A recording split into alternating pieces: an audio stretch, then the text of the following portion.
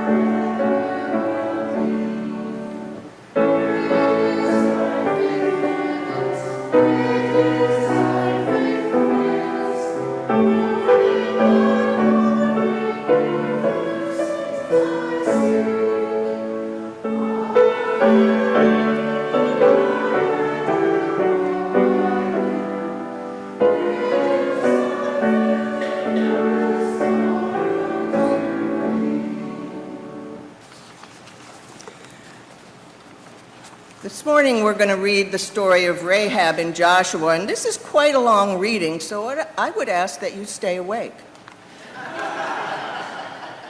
We'll start with Joshua 2, 1 through 24. Then Joshua son of Nun sent 2 men secretly from Shittim as spies, saying, "Go, view the land, especially Jericho." So they went and entered the house of a prostitute whose name was Rahab, and they spent the night there. The king of Jericho was told, "Some Israelites have come here tonight to search out the land." Then the king of Jericho sent orders to Rahab, "Bring out the men who have come to you, who entered your house, for they have come only to search out the whole land." But the woman took the 2 men and hid them. Then she said, "True, the men came to me, but I did not know where they came from. And when it was time to close the gate at dark, the men went out. Where the men are, I do not know. Pursue them quickly, for you can overtake them." She had, however, brought them up to the roof and hidden them with the stalks of flax that she had laid out on the roof. So the men pursued them on the way to the Jordan, as far as the fords. As soon as the pursuers had gone out, the gate was shut. Now before they went to sleep, she came up to them on the roof and said to the men, "I know that the Lord has given you the land, and that dread of you has fallen on us, and that all the inhabitants of the land melt in fear before you. For we have heard how the Lord dried up the water of the Red Sea before you when you came out of Egypt, and what you did to the 2 kings of the Amorites that were beyond the Jordan, to Sihon and Og, whom you utterly destroyed. As soon as we heard it, our hearts failed, and there was no courage left in any of us because of you. The Lord your God is indeed God in heaven above and on earth below. Now then, since I have dealt kindly with you, swear to me by the Lord that you in turn will deal kindly with my family. Give me a sign of good faith, that you will spare my father and mother, my brothers and sisters, and all who belong to them, and deliver our lives from death." The men said to her, "Our life for yours. If you do not tell us this business of ours, then we will deal kindly and faithfully with you when the Lord gives us the land." Then she let them down by a rope through the window, for her house was on the outer side of the city wall, and she resided within the wall itself. She said to them, "Go towards the hill country, so that the pursuers may not come upon you. Hide yourselves there for 3 days until the pursuers have returned. Then afterwards, you may go on your way." The men said to her, "We will be released from this oath that you have made us swear to you. If we invade the land and you do not tie this crimson cord in the window through which you let us down, and you do not gather into your house your father and mother, your brothers, and all your family, if any of you go out of the doors of your house into the street, they shall be responsible for their own death, and we shall be innocent. But if a hand is laid upon any who are with you in the house, we shall bear the responsibility for their death. But if you tell this business of ours, then we shall be released from this oath that you made us swear to you." She said, "According to your word, so be it." She sent them away, and they departed. Then she tied the crimson cord in the window. They departed and went into the hill country and stayed there for 3 days until the pursuers returned. The pursuers had searched all along the way and found nothing. Then the 2 men came down again from the hill country. They crossed over, came to Joshua son of Nun, and told him all that had happened to them. They said to Joshua, "Truly, the Lord has given all the land into our hands. Moreover, all the inhabitants of the land melt in fear before us." Now, moving on to chapter 6. Joshua said to the 2 men who had spied out the land, "Go into the prostitute's house and bring the woman out of it and all who belong to her, as you swore to her." So the young men who had been spies went in and brought Rahab out, along with her father, her mother, her brothers, and all who belonged to her. They brought all her kindred out and set them outside the camp of Israel. They burned down the city and everything in it. Only the silver and gold and the vessels of bronze and iron they put into the treasury of the house of the Lord. The word of the Lord.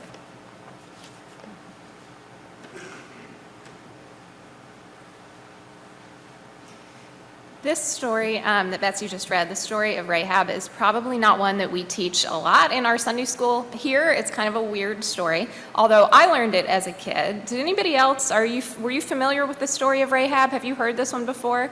Mostly not. Okay, well, I grew up very, very churched, so I learned a lot of Bible stories as a kid. Even the weird Old Testament ones, but I learned them all kind of in isolation, and I realized that a lot of times I didn't have much sense for how any of the stories fit together, or why we would be reading about Rahab today. So I thought let's pause for a moment and have a little lesson. So Betsy was just reading from the book of Joshua. And the book of Joshua is home to a lot of the stories that you probably did learn as a kid. First among them, the Battle of Jericho. So you all remember that one, I bet. So God tells the Israelite people to go walk around the town of Jericho for 7 days. And on the 7th day, they shout, and what happens? The walls fall down. Yeah, I wish I could have been there to see that. Later on in the book of Joshua, there's a battle at a place called Gibeon, and the Israelites are fighting, and the battle is going on for too long. The sun is starting to set. They're going to run out of time. So Joshua prays, and God makes the sun stand still in the sky for long enough for the Israelites to win. I have some questions about the physics of that one, but again, just an incredible story. So that's what the book of Joshua is about. It's a series of these battles. God has promised the Israelite people that they are going to have a promised land. He makes that promise to Moses. Moses dies, and then Joshua takes over. So the book of Joshua tells the tale of Joshua leading the Israelite people through this land, which is called Canaan, the promised land, and conquering village after village after village so they can take possession of it. That's the whole book of Joshua.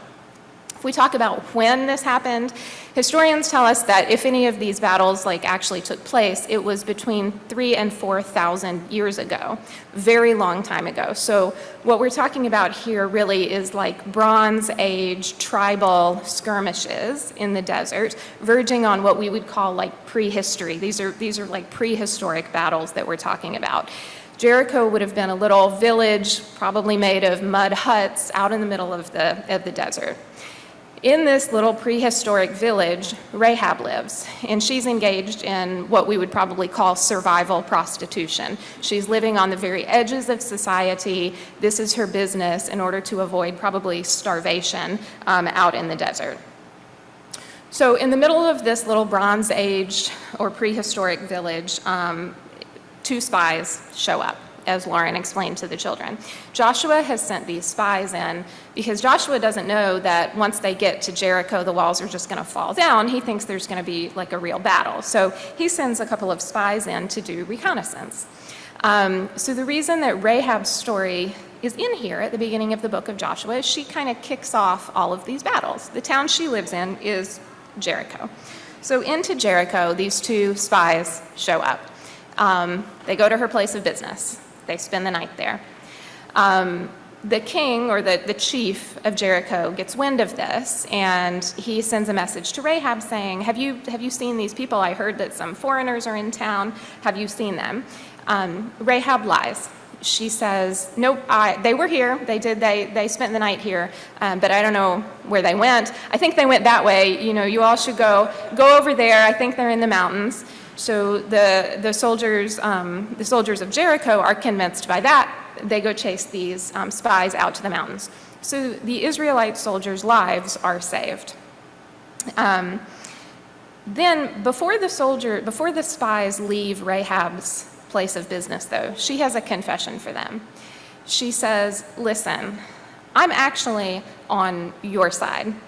We've heard about y'all's army. It's huge and it is frightening, and we know you're going to destroy our city. I'm actually on your side. Remember, I saved your life, right? So can you please save my life as well? Me and my parents. When you all come in and your army is going to destroy our city, can you just save me and my family? Remember, you owe me. The soldiers agree to this, and Rahab's life is saved. The life of Rahab and her parents, her immediate family is saved. But let's be clear about this. What Rahab has just done is treason. Rahab's village, where she was presumably born and raised, she's thrown them all aside. The other women in the town, the people she grew up with, whoever she was attached to in town, there's no mention of her discussing them at all. She doesn't ask for mercy on the city. She says, can you save me? Her religion, which historians tell us that Jericho, apparently their indigenous religion might have been like moon worshipers, which actually sounds kind of cool. Rahab throws that aside as well. She says, nope, I'm on your side. I'm gonna team up with you guys and with Yahweh. Can you just save my life? For this act of treason or faith or bravery or cowardice or whatever it is, Rahab is commemorated in the history books for 4,000 years. Rahab actually appears in the New Testament as well because Rahab is in the bloodline of Jesus. So after she escapes from Jericho, she marries into the Israelite clan, has children, and one of her descendants is King David, and then one of his descendants is Jesus. And so Rahab is one of very few women from prehistory that we know the name of. So, in reading this story, I was thinking, what are we to do with this? What are we to do with Rahab?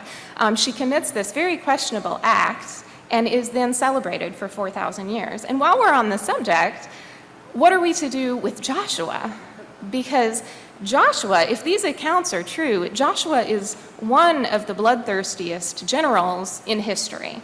When he goes into Jericho and these other villages, he doesn't just conquer them, he eliminates them. As Betsy read, after the walls fall down, Joshua's men go in and they kill every living thing in Jericho. The adults, the children, the animals, and they take the treasury for their own army. So why are we learning about Rahab and Joshua? Why are they even in the Bible? Aren't the Bible stories there for us to imitate? For us to emulate? Isn't that why we study Bible stories? Well, that's certainly the way I learned them as a kid. When I was a kid, we would go to Sunday school, and there would be a little story that would have a main character, and we would learn about some personality characteristic that they had or some great act they had taken, and we would be taught we should try to be like that. So the little lessons would be things like this. We should be bold like Moses. We should have faith like Abraham and Sarah. We should be humble like Mary.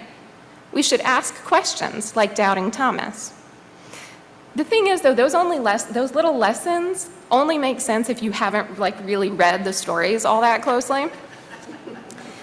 And in thinking about this question, Rahab and Joshua, and what we are to do with their examples, I realized that the book of Joshua, despite its name, is not actually a book about Joshua. He's not the main character of that story. It's a story about God. Earlier, God has made a promise to his people. You are going to have safety. I will free you from slavery in Egypt. You will have your own homeland, and you will have a place to live. Those first books of the Old Testament describe God's fulfillment of his promise. The Bible is actually pretty clear that it isn't the great actions of these individuals that have led to this happening, to this success in this conquering of Canaan. So if you go back a couple of chapters, the book before Joshua is Deuteronomy. In Deuteronomy, Moses is still alive, and he's doing his thing, he's leading his people, and God's talking to him about what's going to happen in the future. And God explains to Moses, there's this promised land, you're going to move in, and you're going to take possession of it. And then there's this part in chapter 9, where God says, after the Lord your God has driven your enemies out before you, do not say to yourself, the Lord has brought me here to take possession of this land because of my righteousness. And then 2 verses later, there's a repetition. It is not because of your righteousness or your integrity that you are going in to take possession of this land.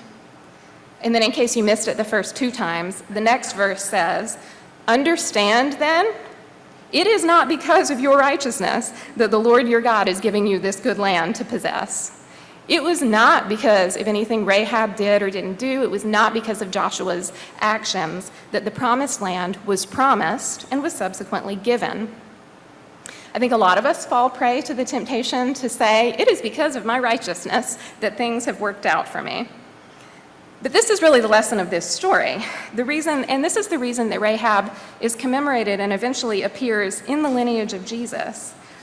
This lineage, which we claim spiritually, all these Bible characters these are our spiritual inheritance.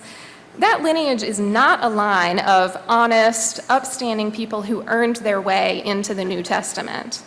No. Rahab's presence here, Rahab, an outsider to the Israelite tribe, a traitor to her own people, she reminds us that the promises of God do not depend on the actions of some individual who was just trying to survive. We believe that God created the world or guided the creation of the world in the Old Testament. He made promises throughout the Old and New Testament. And here in this denomination, we claim the phrase, God is still speaking, because we believe that God's promises that were made continue to be fulfilled now and even into the future.